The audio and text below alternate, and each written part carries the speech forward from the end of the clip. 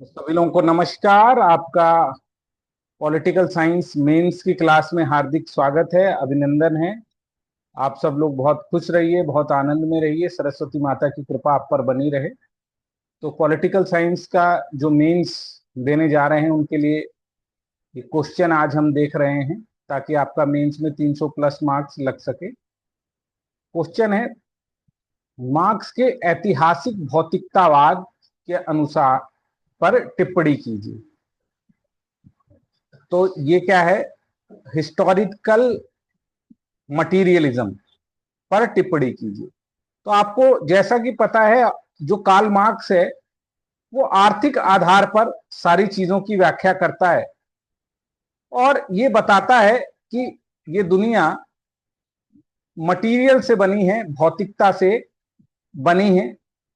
और इसी क्रम में वो आर्थिक आधार पर, उसके एनालिसिस का आधार मेरे प्यारे प्यारे बच्चों पूरी तरीके से क्या है, उसके एनालिसिस का आधार है इकोनॉमिक एक्टिविटीज। क्या मेरे बच्चों? आर्थिक गतिविधियां। और आर्थिक गतिविधियों के अनुसार ही,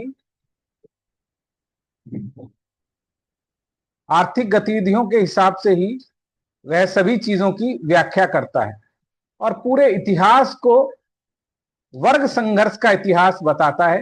ये सॉरी, ठीक से लिखा नहीं गया। तो उसके एनालिसिस का बेस क्या है मेरे प्यारे प्यारे बच्चों? उसके आर्थिक आधार पर मेरे प्यारे प्यारे बच्चों, वो आर्थिक आधार पर सभी चीजों की टिप्पणी करता है और पूरे इतिहास को, वर्ग संघर्ष का इतिहास बताकर चीजों को बताता है। तो उसको लेकर एक मॉडल आंसर है। कार्ल मार्क्स के अनुसार समाज में जो परिवर्तन हुआ है वो भौतिक परिवर्तनों के कारण हुआ है, ना कि जैसा कि हीगल, प्लेटो, प्रत्यय के हिसाब से, आइडिया के हिसाब से हुआ है। ये जड़ पदार्थों के आधार पर, जड़ पदार्थों के आधार पर पूरी के पूरे इतिहास को समझाता है और उसके आर्थिक आधारों पर क्या बताता है मेरे प्यारे प्यारे बच्चों? ये 6 स्टेजें बताता है किस तरह से मानव इतिहास वर्ग संघर्ष का इतिहास है, जिसमें primitive communism, slavery, feudalism, capitalism, socialism और आखिरी जो अवस्था आएगी वो कम्युनिज्म की अवस्था आएगी। तो ये क्या कहता है मेरे प्यारे प्यारे बच्चों? देखिए, ये कहता है कि सबसे पहले आदिम अवस्था कैसी अवस्था थी, जहां सबको समान अधिकार थे, लोग आदिम अवस्था में रहते थे। निजी संपत्ति का कोई कॉन्सेप्ट नहीं था, संग्रहण करने का कोई कॉन्सेप्ट नहीं था।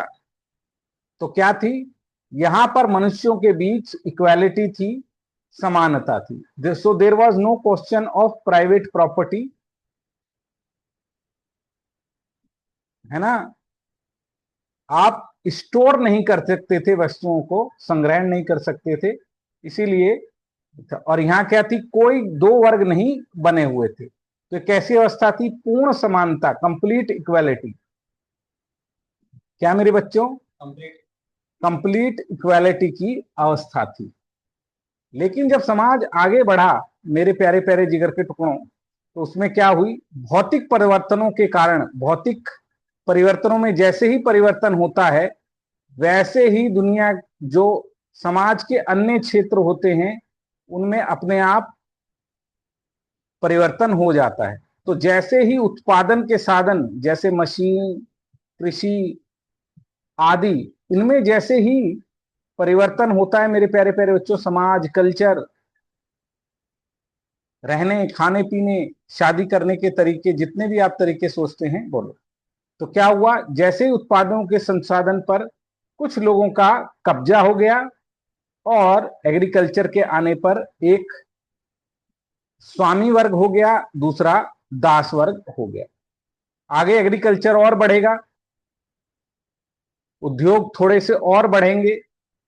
तो मेनली एग्रीकल्चर बनने बढ़ने पर, कृषि बनने पर भू सामंत, फ्यूडलिज्म का उदय हुआ, उनका सामंतों पर अधिकार था, जबकि जो किसान लोग थे, जो छोटे मोटे किसान लोग थे, वो क्या करते थे, वो बस जाके खेतों में काम करते थे। उसके बाद इंडस्ट्रियलाइजेशन की जब अवस्था आई मेरे प्यारे प्यारे बच्चों, कि क्या अवस्था आई, इंडस्ट्रियलाइजेशन, औद्योगिक क्रांति की अवस्था आई, जब चीजें हाथ की जगह मशीनों से, भाप के इंजन से बनने लगी, तब फिर एक पूंजीपति वर्ग, जिसको सर्वाहारा वर्ग या बुर्जुआजी भी इंग्लिश में कहते हैं, उसका हो गया। इन्होंने पूरे के पूरे इकोनॉमिक एक्टिविटीज पर अपना कंट्रोल कंट्रोल ले लिया, पूंजीपतियों का सब पर अधिकार हो गया। जबकि जबकि जो सर्वाहारा वर्ग किसान के लिए प्रयोग हुआ है बच्चों, है ना, बुर्जुआ वर्ड यूज हुआ है किसके लिए, पूंजीपतियों के लिए, बुर्जुआजी, और इनके लिए पोलिटारियट। यहां पर आप देख रहे हैं, पहले आदिम अवस्था में कोई वर्ग विभेद नहीं था, लेकिन यहां पर दो भागों में स्लेवरी के आने पर ही बट गया था, कुछ लोग मास्टर, कुछ लोग, तो यहीं पर क्या हो गया बेटा, वर्ग संघर्ष की शुरुआत हो गई थी। इसकी शुरुआत हो गई थी, क्लास स्ट्रगल की शुरुआत। दो भागों में दुनिया बट गई थी, एक के पास संसाधन थे, दूसरे के पास संसाधन नहीं थे। उसके बाद मेरे प्यारे प्यारे जिगर के टुकड़ों, इतना शोषण होगा श्रमिकों का, जैसा कि आज आप देख भी रहे हैं, ये दास कैपिटल पुस्तक कार्ल मार्क्स ने लिखी थी, बताया था कि श्रमिक वर्ग जब शोषित हो जाएंगे, अभी तो वो, उन्हें पता नहीं है उनके खिलाफ क्या हो रही है, जब लेकिन उनके अंदर वर्ग की चेतना कि हम एक वर्ग हैं और हमारे ऊपर क्या हो रहा है, हमारे ऊपर शासन हो रहा है, हमारे ऊपर अत्याचार हो रहा है, उनको जब ये फीलिंग आने लगेगी मेरे प्यारे प्यारे बच्चों, तो क्या होगा, जब उनको ये फीलिंग आने लगेगी तो वो क्या करेंगे, पूंजीपतियों को हिंसा के जरिए समाप्त कर देंगे, हिंसा के जरिए समाप्त कर देंगे और अपनी ही तानाशाही ले आएंगे। टोटलिजेशन ऑफ पोलिटारियट, डिक्टेटरशिप ऑफ द पोलिटारियट, हिंसा के जरिए वो सब समाप्त कर देंगे, और उसके बाद थोड़े टाइम के लिए ऐसे वर्ग का उदय होगा जहां ना कोई राज्य होगा, ना कोई वर्ग होगा, एक ही वर्ग होगा। कौन सा वर्ग, कौन सा वर्ग, ऐसा वर्ग जहां पर सब लोग मिल बांट कर खाएंगे, जैसा आदिम अवस्था में रहते थे। यहां पर एक ही वर्ग होगा, श्रमिक वर्ग, और उसी तरीके से आ जाएगी। ये पूंजीपतियों ने क्या कर रखा है, अत्याचार कर रखा है, संसाधन अपने पक्ष में ले लिए हैं, अतिरिक्त मूल्य के सिद्धांत के तहत वो लोगों को कुछ भी नहीं दे रहे हैं। इसीलिए क्या करेंगे मेरे प्यारे प्यारे बच्चों, कोई अधिकार नहीं है, ना ही लोकतंत्र में कोई अधिकार है, कहने के अधिकार हैं।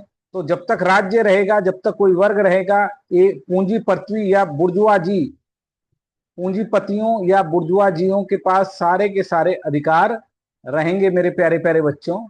तो ये इस तरह का चार्ट ग्राफ आप बता सकते हैं। ये देखो, ये साधनहीन वर्ग है, दास, श्रमिक, जब सर्वाहारा का अधिनायत्व तो आ जाएगा, ये साधन संपन्न है, और तब एक वर्ग विहीन समाज की रचना होगी। पर अब इसकी आपको आलोचना करनी है, आलोचना का पक्ष लिखना है कि उसने क्या कहा, इतिहास के आधार पर वर्ग संघर्ष को बता रहा है। पर क्या पूरे के पूरे मानव इतिहास को आप भौतिकतावाद, केवल इकोनॉमी के आधार पर समझा सकते हो? The answer is no. पहला ही आर्गुमेंट गलत है। वहां तो मानव इतिहास में वर्ग संघर्ष तो बहुत कम दिखाई देता है, सहयोग मानवों के बीच ज्यादा दिखाई देता है। उसने कहा था क्रांति आएगी, लेकिन क्रांति तो एक दो देशों में आ पाई, पूंजीपति देशों में सब जगह क्रांति आ जाएगी, नहीं आ पाई। इवन जो वो ये कहता है कि ये दुनिया में क्या होगा आगे जाकर, डिक्टेटरशिप आ जाएगी और वो फिर वो एक इक्वालिटी के उसमें आ जाएगा। पर चाइना और उसमें तो ये देखा गया कि वहां तो लोगों को मौलिक अधिकार भी नहीं मिले, कुछ ही लोगों के हाथ में पूरी सत्ता आ गई। पूरे के पूरे मध्यम वर्ग का जो उदय हुआ, ये कहता था कि दो वर्ग होंगे, शोषण विहीन, शोषण करने वाले और जिनका शोषण हो रहा है, जबकि मध्यम वर्ग की ये व्याख्या नहीं कर पा रहा है और हिंसा के जरिए ये अपने कम्युनिज्म को लाना चाह रहा है, ये भी गलत है। तो ये सब बातें इस आंसर में और लिखी होनी चाहिए, छोटे में ही चाहे लिखें। आलोचना का पक्ष इसमें कम नजर आ रहा है। तो ठीक है मेरे प्यारे प्यारे बच्चों, ये क्वेश्चन आपने किया, इसको आप ट्राई कीजिए। कुछ इसमें जो कमियां हैं मैंने आपको बताई, इसको आप देखिए। और अगर आप पूरे के पूरे political science, English medium, Hindi medium या मेंस के कोर्स में इंटरेस्टेड हैं तो आप संपर्क कीजिएगा, आपको बहुत ही सुंदर तरीके से पढ़ाया जाएगा। तो पढ़ते रहिए। Thank you very much. God bless you.